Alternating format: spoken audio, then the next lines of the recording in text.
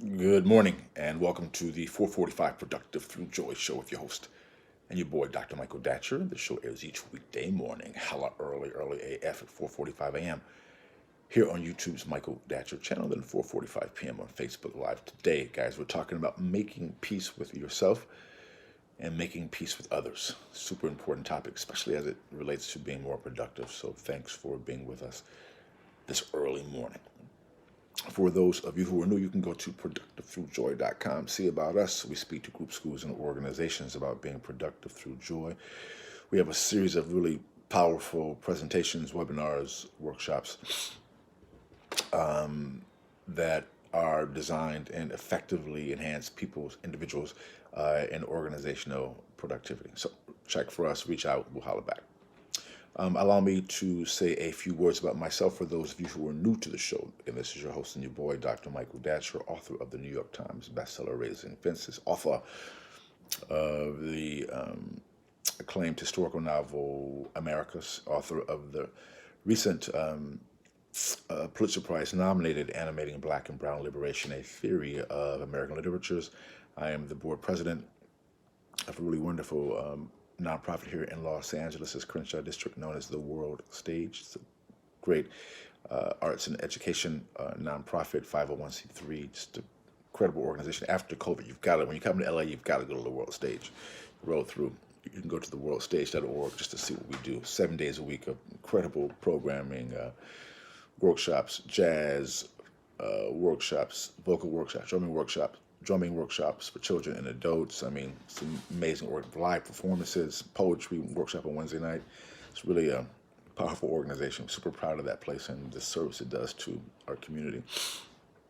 My educational background is UC Berkeley as an undergrad, my master's from UCLA, and my PhD in English Lit from the University of California at Riverside. Guys, I'm an expert at being productive, all right? I don't say that to brag or boast. I say it because people are oftentimes surprised to hear of that level of productivity given how kind of crazy my own personal narrative is. I am the product of a young girl, really, who was assaulted at age 16. As a result of that assault, gave birth to me subsequently at age 17, then subsequently gave me up for adoption to a single divorcee when I turned a month old. So at the time, no biological father, no adopted father. Listen, difficult times for the young MD. It is cool. Modi famously, it's cool. Modi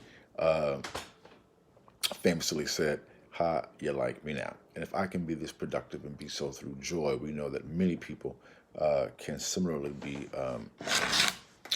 be productive. So thanks for being with us here. Let's dive into the topic today. So, guys, today we're talking about making peace with ourselves so we can make peace with others. As we know, many of us, unfortunately, are coming out of a high level of trauma, oftentimes associated with our childhoods. And it's just hard, to negotiate any trauma, but especially when you're a kid.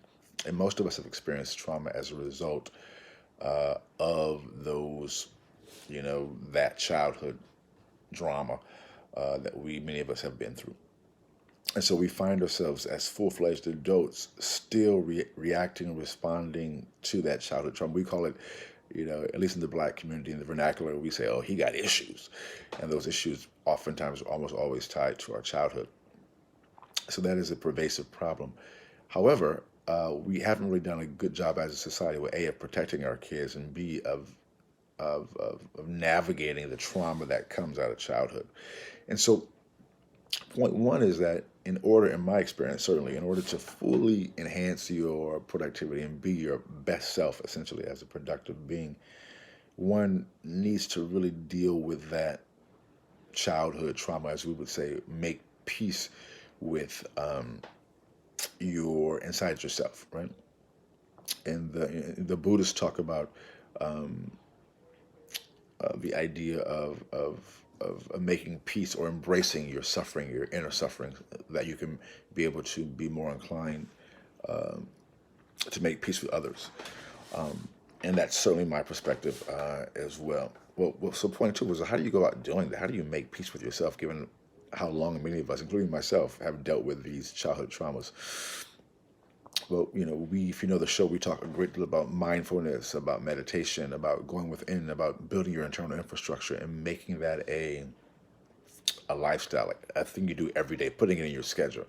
I mean, to speak personally, I can't even imagine how I would survive and how I would have psychically, emotionally, physically, if I did not have a way to ritualized spiritual practice every day to deal with my trauma, because there's been quite a bit, you know. And that work happens for me every day, and needs to happen out of necessity. In fact, it's so important that I'm even a couple of days without being on my spiritual ritualized practice. I see a discernible difference, and so maybe you don't need that, or you don't have to do all things that I have to do to keep myself sane and somewhat healthy, but you gotta do something. All right. So point two is that once you begin to engage in this internal work, one of the greatest benefits of it is that you are less triggered by people. It's like clearing out the clutter of your workspace, right? You're able just to be about the work itself. So if whatever your particular profession or dream or the thing that you value, your focus, so often we are distracted by the things in our head, the trauma, we're just disabled. I've totally had those days. I couldn't even get out of bed some days. I mean, I was just like, just overwhelmed with my own trauma. I mean, so I know I'm probably not alone in having that experience. So, think about that, I couldn't even get out of bed to get to work, to do what needed to be done that day. And that's, of course, the extreme version of it, but it also manifests in less extreme versions. I'm out of bed, but my mind is not on what it needs to be on, because I'm just like belly gazing or gazing somewhere, but on that which needs to be done. And again, I know many people have that same issue because they told me, just in conversation. And so once we can make peace with ourselves, guys, we're just better able to focus on what we really want to focus on, which goes right into point three. As you make peace with yourselves, you're able to then make peace with others. You can learn how to forgive. And again, forgiving doesn't necessarily mean forgetting or being unwise and placing oneself around dangerous people who've been dangerous to you in some way, but being able to let that go. Because oftentimes those people aren't even thinking about us. Here we are, all caught up, emotional, stuck in bed, not getting our work done. They're out there eating ice cream, eating Ben and Jerry's. Not even thinking about us. So we can't let that go down like that. Let that go. And not to minimize the pain, or anything. And that's a real thing, obviously. Keep doing the work, but let's not let other people dominate our lives who aren't even in our lives anymore, living rent-free up in our crib, in our head, in our heart, in our soul. Got us all angry and embittered. They don't even think about us. And here we are, obsessed with them in many ways.